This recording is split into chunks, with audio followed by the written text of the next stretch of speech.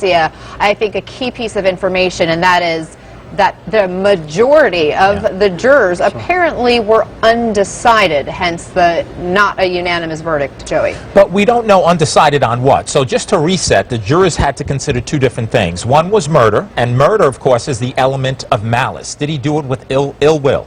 The second thing there was to consider was, if it wasn't with ill will, that is the killing, then did he do it out of the heat of passion? Was there some other provocation that was involved? So that's what the jury was considering.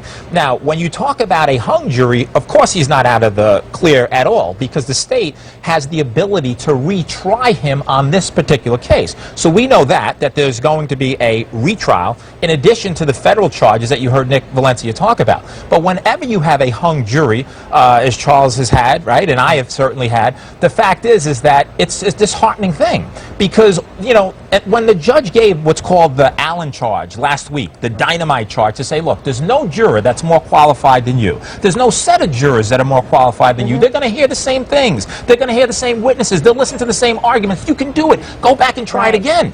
And he attempted with that Allen charge to get them to talk again. Then, of course, we get the note from the juror that said, I've considered it, and I'm sorry to the family, but I'm not convicting. And Anna, I want to jump in right there when you start talking about the note, because that's particularly troubling when you're thinking about these jurors being going through the process of voir dire, where the judge interviews them, and in different courtrooms, attorneys have an opportunity to interview prospective jurors and find out.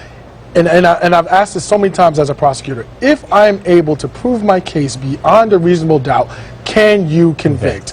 Will you convict? And these are things that are standard questions for prosecutors, and even in many cases for judges during criminal trials as part of the voir dire process. And I'll be frank with you, I have a really hard time believing, when I heard that note, when I read that note on Friday that the juror sent to the judge, I had a really hard time believing that that juror had not previously decided that they were not going to convict, even before they had sat down and been sworn in. I think that this was a case where we had a stealth juror who had already made up their minds that there was no way that they were going to convict Michael Slager. Now, that's one part of it, and that certainly could be true. On the alternative side, it's difficult to convict a police officer. Now, you look at this case, and Charles and I were talking about it, there's very few clearer cases that you see someone who's running away. Because it's on video. That's what really gets me. You see him running away. We know he was shot in the back based on the evidence that came out of the autopsy. So, given that you can't have a conviction in this case, what does that send in terms of a message regarding police and use of force? And that's exactly what is most troubling about this decision, about the fact that we had a mistrial. This is as clear a case as you are going to find when you talk about deadly use of force and misuse of force with respect to law enforcement. You're bringing up concepts like imminent danger and the threat to someone's life. This is a man who was running away. And here's the thing that I said to Joey outside on the break.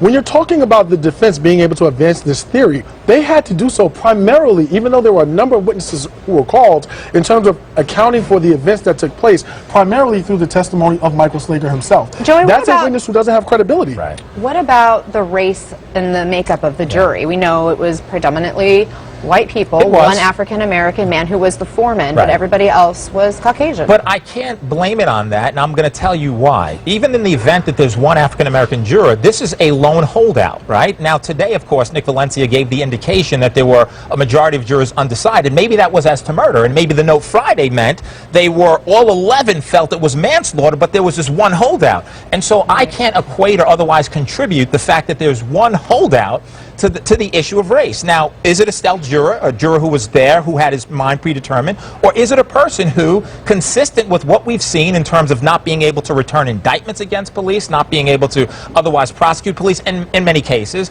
was it just a juror who felt, after Michael Slager testified and said, I was in fear, we had this fight, he ran away, I shot until the threat was stopped, and that's why I discharged my gun 8 times, hitting him 5. Now, it could have been that this juror just simply felt that he couldn't do it based on the evidence. Why? You might think it unreasonable. Charles Coleman may think it unreasonable. I might think it unreasonable. But this juror, we also, when we select jurors, say, stick to your guns. In the event that you have an opinion and it's different from everyone else's and you're the lone juror, I ask on voir dire, if it's you, Ana Cabrera, you're the lone juror and you have an opinion as to something, would you let anybody change your mind? And you're going to tell me no. And I'm going to say, I want you on that jury. But Ana, to your question, to your question about race, it is critically important to remember, this is a county that has a 28 28% African American population, and there was only one African American juror on the jury.